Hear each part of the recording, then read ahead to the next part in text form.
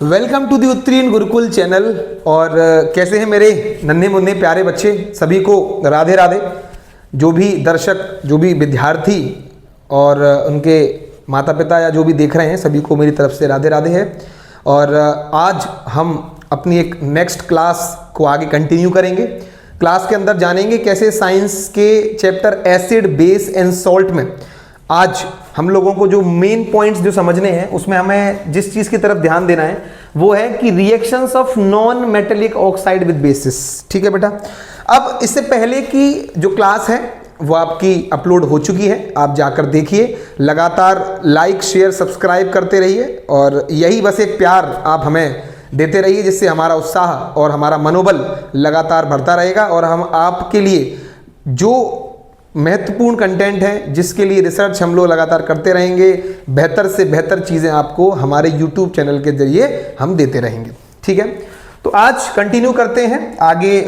क्या कुछ हमें पढ़ना होगा इस चैप्टर के अंदर, तो देखिए आज का जो मेन टॉपिक है, मेन जो उद्देश्य हमारा जो टॉपिक का है वो है reaction of non metallic oxide. कैसे बेटा? नॉन मेटल की ऑक्साइड पढ़ेंगे आज। क्या पढ़ेंगे? नॉन मेटल ऑक्साइड्स पढ़ने हैं आपको, बेसिस के साथ उनका कैसे रिएक्शन होने जा रहा है। ठीक है, सबसे पहले जनरल फॉर्मूले की ओर ध्यान लगाएंगे, because this is very important. Because आपके एग्जाम में जब आप जनरल फॉर्मूला याद रखेंगे तो इजीली आपको ये रिमेंबर रहेगा कि आपके सामने जो चीज रिएक्ट कराई जा रही है उसका जनरल फॉर्मूला जब आपके माइंड में होगा तो आप एज अ प्रोडक्ट के तौर पे उसके जो चीजें हैं वो आप आराम से बना पाएंगे, आराम से उनकी चीजों को निकाल पाएंगे।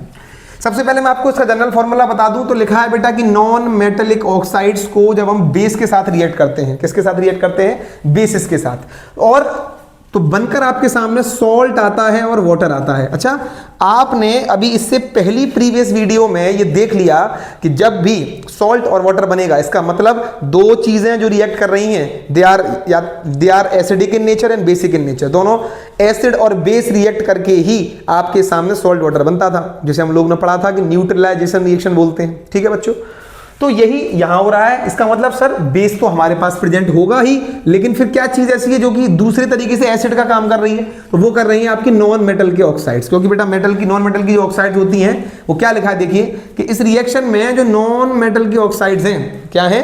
नॉन मेटल के ऑक्साइड्स, ये बिहेव करते हैं लाइक अ एसिड। कैसा बिहेव कर रहे हैं? एज अ एसिड बिहेव कर रहे हैं। जैसे एक एसिड को आपने किसी बेस में जब डाला तो आपने क्या देखा? What you observe, आपने देखा कि the products are converted into salt and water। तो इसका मतलब ये केस तो सर न्यूट्रलाइजेशन रिएक्शन में हुआ करता था। बिल्कुल सही बात है बच्चों। तो यहाँ कह रहा है कि एसिड जब रिएक्ट करते हैं बेस के साथ तो क्या फॉर्म करते हैं? सॉल्ट और वाटर। तो वही यहाँ पर आप देखने को मिल रहा है आपको। कुछ इसके एग्जाम्पल देख ले बेटा। चलिए, एग्जाम्पल्स क्या हो सकते हैं? आपने कार्बन डाइऑक्साइड लिया। अच्छा सर, कार्बन डाइऑक्साइड में ये क्या, ये कैसे? ये सर CO2। देखिए कार्बन डाइऑक्साइड जो है, ये कार्बन क्या है? एक नॉन मेटल है कि नहीं? Non metal. हम जानते हैं इसका जो एटॉमिक नंबर है वो कितना है सर? वो 6 है। ठीक है, क्या है? 6। अब मैं आपसे बच्चों से कमेंट में आपसे आंसर चाहता हूं कि what is the mass of this carbon. Carbon का एटॉमिक मास क्या होता है? ठीक है, कमेंट करिएगा, मुझे बताइएगा। तो हम लोग जानते हैं कि बेटा नॉन मेटल जो होता है इसका एटॉमिक नंबर 6 है और नॉन मेटल की ऑक्साइड है। ये क्या है? नॉन मेटल की ऑक्साइड, CO2। तो ये कह सकते हैं कि नॉन मेटल की, जहां भी हम यही पढ़ रहे हैं कि नॉन मेटल की ऑक्साइड्स क्या होती हैं, तो they are acidic in nature. NaOH इसके साथ हम मिला रहे हैं बेटा। NaOH क्या है? अभी अभी पढ़ा था हमने। NaOH तो एक बेस होता है जिसकी pH वैल्यू लगभग कितनी होती है? 14 होती है। इट इज हार्ड बेसिस में सबसे ज्यादा आता है। ठीक है, फिर हमने रिएक्शन कराया तो हमने क्या पाया कि जब हमने NaOH का रिएक्शन कराया CO2 से तो आपके सामने बना Na2CO3 प्लस H2O। Na2CO3 क्या है सर? ये सोडियम कार्बोनेट है। ठीक है, Na2CO3 आपका क्या है? सोडियम कार्बोनेट है, जो कहीं ना कहीं क्या होता है बताएंगे आप मुझे। फिर वही मैंने एक क्वेश्चन प्रीवियस क्लास में छोड़ा था आप सभी के लिए।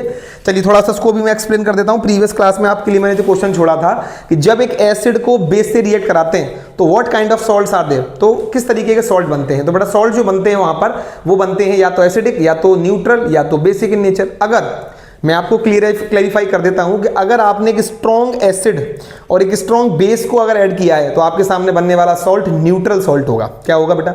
न्यूट्रल सॉल्ट होगा। आपने अगर एक स्ट्रॉन्ग बेस और एक वीक एसिड को मिलाया है तो आपके सामने बनने वाला जो सॉल्ट होगा वो स्ट्रॉन्ग बेसिक नेचर का होगा। ठीक है, आपने अगर वीक एसिड और वीक बेस मिलाए तो न्यूट्रल सॉल्ट आपके सामने तैयार होगा, और अगर आपने स्ट्रॉन्ग एसिड लिया है और वीक बेस लिया है तो आंसर इज जो सॉल्ट बनेगा वो आपका क्या बनेगा? स्ट्रॉन्ग मतलब एसिडिक नेचर का बनने वाला है। ठीक है, समझ में आई बेटा बात? तो यहाँ लिखा हुआ है CO2 प्लस NaOH करेंगे तो Na2CO3 प्लस H2O बनेगा। इसमें किसको क्या कहा गया है? ये कार्बन डाइऑक्साइड है, ये सोडियम हाइड्रोक्साइड है, ये सोडियम कार्बोनेट बना और ये पानी आपके सामने तैयार हो गया। ठीक है बेटा, एक और रिएक्शन ले लेते हैं। Second one is what is the meaning of this? तो CO2 प्लस CaOH के होल ट्वाइस। अब सब बच्चे जानते हैं बेटा CaOH का होल ट्वाइस आपने फर्स्ट चैप्टर के अंदर पढ़ा था। ये है कैल्शियम हाइड्रोक्साइड, जो कि कहीं ना कहीं क्या होता है? बेसिक इन नेचर होता है। और आपने ये भी पढ़ा था कि इसका प्रयोग क्या होता है? इसका यूज करते हैं हम लोग व्हाइट वॉशिंग के अंदर। कहाँ यूज करते हैं? व्हाइट वॉशिंग के अंदर यूज करते हैं। ठीक है, इसके बाद इसके रिएक्शन से बनने वाली चीज क्या है बेटा? कैल्शियम कार्बोनेट CaCO3 प्लस क्या है? इसके बाद H2O है पानी। तो हमारे सामने चीज बनकर आएगी carbon dioxide, calcium hydroxide, calcium carbonate और वाटर। ठीक है बेटा, अब ऐसा नहीं है कि हर एक चीज, देखिए केमिस्ट्री है, क्या है? केमिस्ट्री, और केमिस्ट्री का मतलब एक्सेप्शंस हैं, अपवाद से भरी है केमिस्ट्री। ठीक है, तो केमिस्ट्री के अंदर ऐसा हो ही नहीं सकता कि एक्सेप्शंस ना है, और ये एक एक्सेप्शन आ ही गया। ये एक्सेप्शनल जो यहाँ वर्ड लिखा हुआ है इसका मतलब ही है कि अपवाद, इसका मतलब ही है जो नियम कानून को नहीं मानेगा। तो आइए जानते हैं कुछ एक्सेप्शन नॉन मेटेलिक ऑक्साइड्स के साथ भी आते हैं, जिनमें हम लोग इन्हें न्यूट्रल कह सकते हैं। न्यूट्रल नेचर होता है इनका, इन्हें आप याद कर लीजिएगा, दे आर वेरी इंपॉर्टेंट। मैं स्टार मार्क कर दे रहा हूँ। ठीक है, ये सब के सब तीनों के तीनों बहुत इंपॉर्टेंट है बेटा। ठीक है, they are very important for your exam purpose. Carbon monoxide, ठीक है, नाइट्रस ऑक्साइड और नाइट्रिक ऑक्साइड। ठीक है, इनके फॉर्मूले भी लिखे हुए हैं, CO, N2O और NO। ठीक है बेटा, यहां तक बात क्लियर आई है आपकी? ठीक है, समझ में? एक बार इसका स्क्रीनशॉट ले लीजिए सभी बच्चे, अगर आपको लगता है कोई चीज इंपॉर्टेंट है लिख लीजिए।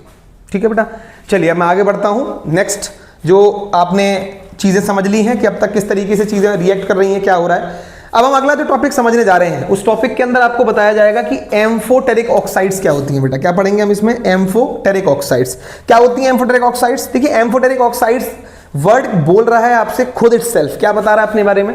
कह रहा है कि sir when amphoteric oxides are the metallic oxides. कैसी ऑक्साइड्स हैं? They are metallic in nature. ठीक है, that reacts with both acids and bases. ये दोनों से रिएक्शन कर जाती है। किस किस से करेगी? ये एसिड से भी रिएक्ट करेगी, ये बेसिस से भी रिएक्ट करेगी, और क्या प्रोड्यूस करके देंगे? सॉल्ट और वाटर। यानी सर इसमें कुछ डिफरेंस तो नहीं है? आपने इससे पहले जो आपने मेटेलिक ऑक्साइड्स का रिएक्शन बताया था वहां भी तो यही हो रहा था, लेकिन आपने एक चीज विशेष तौर पे ध्यान दी क्या? कि देखिए ये बोल रहा है कि ऐसे ऑक्साइड हैं जो अपने आप को दो चेहरे लेके बैठे हैं अपने साथ। अगर एसिड सामने से आया तो मैं बेस बन जाऊंगी, बेस सामने से आया तो मैं एसिड बन जाऊंगी। ये कुछ ऐसी प्रक्रिया निभा रहे हैं। कह रहे हैं they show a dual nature acting as a base and an acid. ये क्या कह रहा है कि दोनों नेचर दिखाएगा, ये बेस भी दिखाएगा अपने आप को और क्या भी दिखाएगा? एसिड दिखाएगा। बहरूपिया हो रहे हैं, तो बहरूपिया वाली कुछ एम्फोटेरिक ऑक्साइड्स हैं, ये रिएक्ट करती हैं और एसिड और बेस के साथ में। और बेटा दो तरीके अगर हम बात करें तो बहुत ही इंपॉर्टेंट दो कॉमन इंपॉर्टेंट एग्जांपल्स भी हैं इसके हमारे सामने। पहला एग्जांपल आपके सामने जो है जिंक का ऑक्साइड है जिसे हम ZnO बोलते हैं। दूसरा एल्यूमिनियम ऑक्साइड है जिसे हम लोग Al2O3 बोलते हैं। बेटा क्या बोलते हैं? Al2O3 बोलते हैं। एल्यूमिनियम का ऑक्साइड और जिंक का oxide, they both are the amphoteric oxides. और आपके क्लास 10th का सिलेबस जो है उसके अकॉर्डिंगली ये दोनों ही एग्जांपल बहुत इंपॉर्टेंट है बेटा। ठीक है, एग्जाम पर्पस के लिए। अब मैंने इनकी रिएक्शन दिए हैं आपको, आइए जान लेते हैं क्या कुछ होगा इसकी रिएक्शन में। सबसे पहले हम लोगों को रिएक्शन में समझना होगा किसका? एल्यूमिनियम का ऑक्साइड समझते हैं। सबसे Al2O3 को जानते हैं कि Al2O3 में किस तरीके से रिएक्शन होती है। देखिए सबसे पहले लिखा है एक्टिंग एज अ बेस। क्या? एक बेस के तौर पे अगर हम इसको एक्ट कराते हैं तो कैसे करेगा? देखिए Al2O3 आपके सामने। Al2O3, अब कुछ बच्चों को ये कंफ्यूजन तो नहीं है कि ये यहाँ पर जो 2 आया वो कैसे आया। देखिए एल्यूमिनियम का ऑक्साइड जो होता है यानी Al2O3 जब रिएक्ट करता है तो हम लोग जानते हैं एल्यूमिनियम जो होता है इसकी वैलेंसी होती है 3+ और ऑक्सीजन की होती है 2-। जब आप इसको क्रॉस कराते हैं तो आपके सामने तैयार होकर के आता है Al2 ये वाला और O3 का ये वाला। ठीक है बेटा, इस तरीके से ये रिएक्शन कर रहा है। ये बैलेंसीज हैं, ये 2 और 3। फिर दिखा है इसके बाद HCl यानी हाइड्रोक्लोरिक एसिड रिएक्ट कर रहा है। ये 6 जो यहाँ लिखा हुआ है, ये वाला जो 6 लिया ये बैलेंस कर रहा है। ठीक है, यहाँ पे 2 लिखा हुआ है, यहाँ पे 3 लिखा हुआ है, ये बैलेंसिंग के लिए हमने इसमें नंबर लगाए हुए हैं। अब देखो यहाँ पे क्या होता है कि हाइड्रोक्लोरिक एसिड रिएक्ट करता है, तो अब आपको पता है कि ये एक एसिड है और जब ये एसिड है तो इसके साथ में ये जो दिया हुआ है Al2O3 ये क्या करेगा? ये अपना रूप बदल लेगा और अपना रूप बदल के क्या कर देगा? ये ये क्या करेगा रूप बदल के, बताओ, ये रूप बदल करके क्या करेगा, ये बन जाएगा अपने आप को बेस। क्या बना लेगा अपने आप को, बेस। और बेस और एसिड मिलते हैं तो क्या बनता है, सॉल्ट प्लस वाटर। तो सॉल्ट बन गया AlCl3, एल्यूमिनियम क्लोराइड, और क्या बन गया, पानी। ठीक है बेटा, सेम ऐसी रिएक्शन यहाँ होती है। एक्टिंग एज एसिड करेंगे तो एसिड के तौर पे एक्ट करता है तो क्या करता है, अभी अपने, अब देखिए एसिड के तौर पे करेंगे, एज एसिड बोलेंगे तो इसके साथ बेस लिया होगा आपने जरूर। ठीक है, देखो हमने इसके साथ क्या लिया है, NaOH बेस लिया हुआ है। ठीक है, सोडियम हाइड्रोक्साइड। जैसे हमने इसको लिया, अब ये अपना फिर ये डिटेक्ट करेगा और अपने आप को फिर दोबारा से चेंज कर लेगा। क्या बदल जाएगा, अभी क्या बन जाएगा, अब ये बन जाएगा एक प्रकार का एसिड। और फिर रिएक्शन करेंगे तो बनेगा NaAlO2 और प्लस क्या बनेगा बेटा, क्या बनेगा, सोडियम, सॉरी यहां पर बनेगा सोडियम एल्यूमिनेट। क्या बनेगा,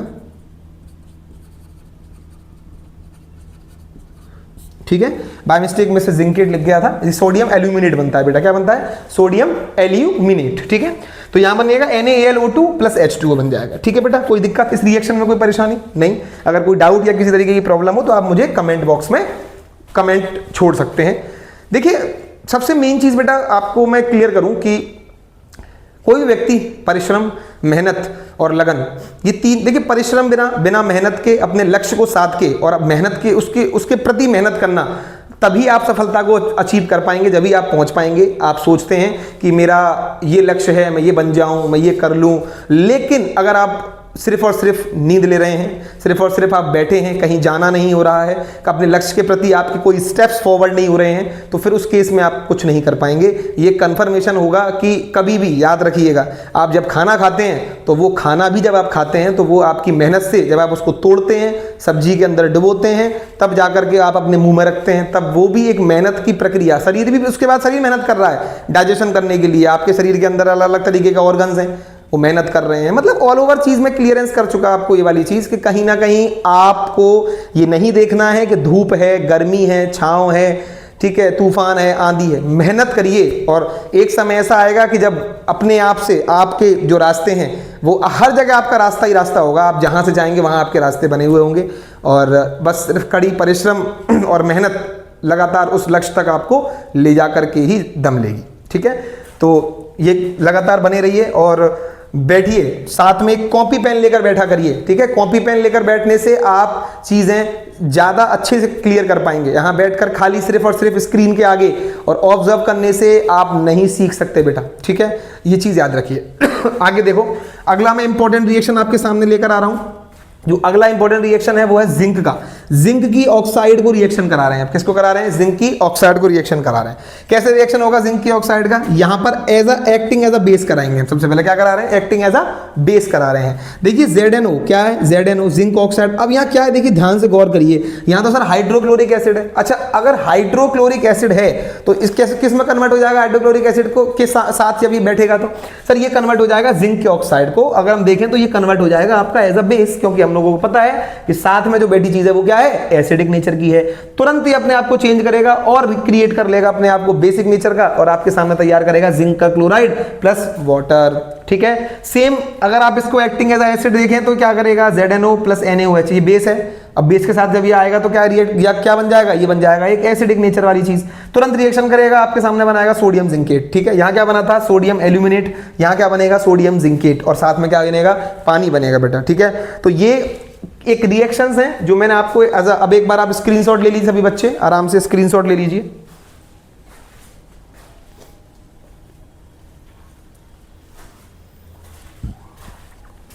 जहां तक आप सभी ने स्क्रीनशॉट ले लिया होगा बच्चों, और ये क्लास मैं यहीं समाप्त करूंगा और कोशिश रहेगी लगातार जो चीज़ें आपको प्रोवाइड की जा रही हैं आप अच्छे से नोट्स बनाइए बेटा। ठीक है, notes are very important because without notes you are not able to revise at the time of your exams. ठीक है, जब आपके एग्जाम्स आ रहे होंगे नज़दीक, जब आपके पास में शॉर्ट नोट्स नहीं होंगे, तब आप एक बहुत ज़्यादा अपने ऊपर भार महसूस करेंगे हर एक सब्जेक्ट को लेकर के। SST हो, साइंस हो, मैथ्स हो। इस बार आप जानते भी हैं कि लगातार CBSE जो है प्रयासरत है कि आपके जो प्रीवियसली जितनी भी टॉपिक्स हैं, चीज़ें रही हैं, उन्हें थोड़ा टफ लेवल पर ले जाने के लिए। क्लास 9th में तो बुक्स भी बदल दी गई हैं लगातार। क्लास 10th के अंदर भी काफ़ी बदलाव होने के आसार हैं।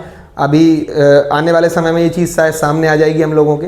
तो इसलिए बेटा ज़्यादातर मेहनत करते रहिए, क्योंकि जिस तरीके से जब नींव पक्की होती है, ये याद रखिएगा, नींव पक्की हो तो कोई भी इमारत कभी गिर नहीं सकती। कहीं ना कहीं नींव अगर कमजोर निकलेगी तो उस कारणवश हो सकता है कि आपके द्वारा उसके ऊपर रखी जा रही मंजिलें कितनी भी रख लीजिए आप, वो एक समय हल्के से भी झटके, हल्के से भी भूकंप के झटके से सारी ऊपर बनी मंजिलें गिर जाएंगी।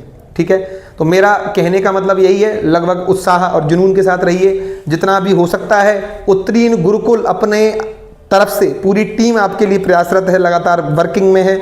ठीक है, और बाकी मैं आप सभी से सिर्फ इतना ही कहना चाहूँगा, खुश रहो, मस्त रहो, पढ़ते रहो, अपने माँ बाप का ध्यान रखो, और इसके बाद में अपने चीज़ों को आगे निरंतर बढ़िया तरीके से करते रहिए। जब तक के लिए राधे राधे।